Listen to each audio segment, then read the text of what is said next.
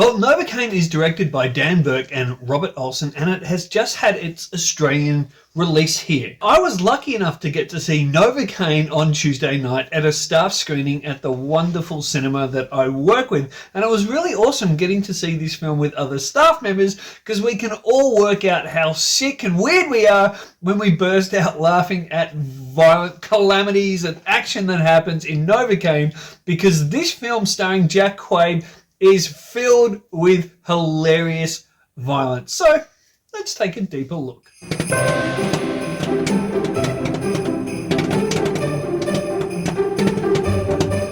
Well guys, welcome back to the channel, and I'm Stephen Sherrard Griffith, a filmmaker, and welcome to Stevie G Talks Movies. So I saw Novocaine. Now, I was anticipating this film and really looking forward to it because I have liked the work of Jack Quaid, who is, a lot of people don't realise this, is the son of legendary actor Dennis Quaid and Meg Ryan. Yep, he is indeed the son. If you have a good look at it now, you will see the features of both of those two actors, and they have formed a pretty quirky, fun actor who is really now going for lead roles. So what is the film about? Well, Novocaine tells the story of Nathan Caine, played by Jack Quaid, who is an assistant manager at his local bank.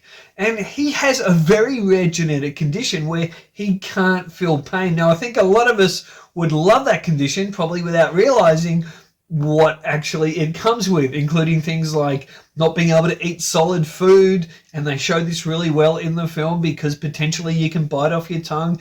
And poor old Nathan has to set his alarm clock for every 3 hours to check his bowels. He has to go to the toilet because, of course, he can't feel the build-up when he needs to go pee-pees or poo-poos, so he has that. No disrespect, whatever, but does he use a toilet or does he just drop one in a hole? So the story is pretty simple. The bank gets robbed and Nathan Caine, aka Novocaine, goes off to rescue his bank sweetheart. Now, the film is obviously going with a really creative idea, and I like this. And in a day and age where we're getting so many big Hollywood blockbusters that are rehashes and retreads of old films, I like this. We're seeing something original. Does it potentially take from films like Kick-Ass? Yeah, maybe, but it's completely different. For me, Novocaine works as a film because it's putting up an original idea and it's going for it. And the film was made on only an $18 million budget by these two co-directors. And I think overall they've done a really good job. The first thing as a reviewer that I want to see is characterization.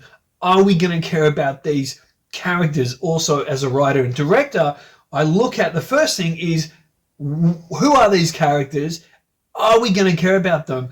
And straight away what Novocaine does in a film that doesn't outstay its welcome of around 100 minutes plus, it sets up beautifully the romantic relationship between Jack Quaid's character Nathan and Amber Midthumber, who plays Sherry. I hope I pronounced her name right. And there's a really beautiful budding relationship there. And I think the two actors, their chemistry really helps this film. Their chemistry is fantastic. Now, Novocaine is later on aided by a friend of his who he's never actually met, but they become friends playing internet games online.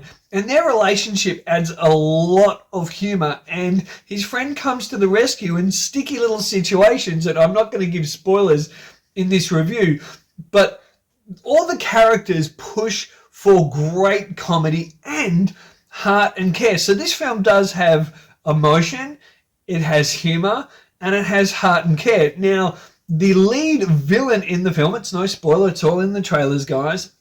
As usual, I won't give away any spoilers, is played by Ray Nicholson, the son of the great Jack Nicholson.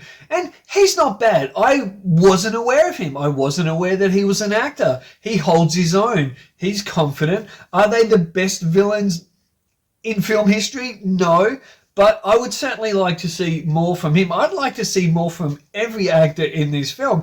And I would like to see a sequel in the film. Now, the strong points are it sets up the characters, it takes its time, and I think it uses the premise of Nathan not being able to feel pain really well, especially for comedic effect. And there's one scene, again, it's seen in the trailers, where Nathan is being tortured and the torturer thinks he's doing a good job torturing him and he's going to get information out of him as he's pulling out nails and really slicing him up. And Jack Quaid here is so funny because he has to pretend like he's in pain, and he's like, oh yeah, it really hurts. Ouch, ouch. Oh, that's the worst I've ever felt.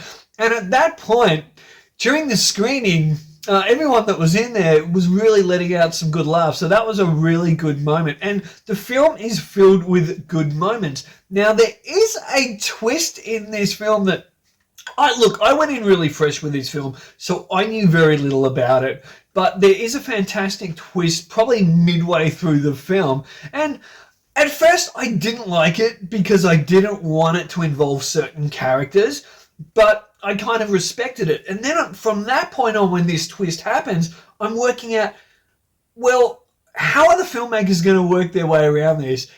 How are they going to develop that character later on? And I think they actually did a really good job of it. And look, I would love to talk more about that twist, but I think it worked out pretty well. Now, look, guys, you want to know, is this worth going to see at the cinema? We'll put it this way. The films I've seen recently, and I saw Locked with Bill Skarsgård and Anthony Hopkins yesterday, and I saw recently, and I've done a review of it, of A Working Man. Is this better than those films? Absolutely yes. You're going to go into this film on a Friday, Saturday night or a Sunday and work's behind you. You just want to go in for fun.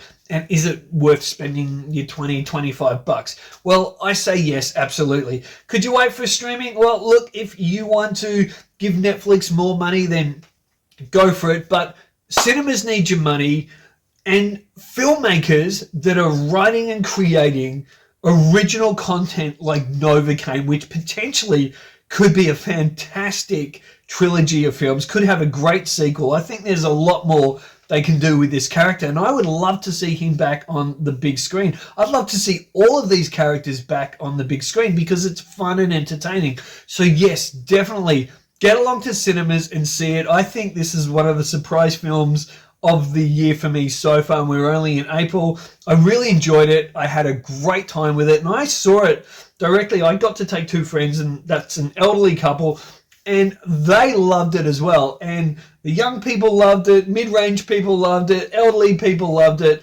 Everyone had a good time with it. Is it a Ben-Hur or a Shawshank Redemption or a Star Wars? No. It's a mid-budget film with $18 million, but it puts it all up there on the screen, and it's entertaining. So I give Novocaine, I'm going to give Novocaine a B+. I really enjoyed it, so I'm going to score it about a 7.5 out of 10. I just thought it was a really wonderful, fun film, and I would buy it on Blu-ray. Guys, don't forget to like, share, and subscribe. It really helps the channel, and please leave a comment and let me know if you could have an almost like superhero quality to you. What would it be? Novocaine can't feel pain. What would yours be, and how would you use it for good? Until next time, look a bit deeper into film.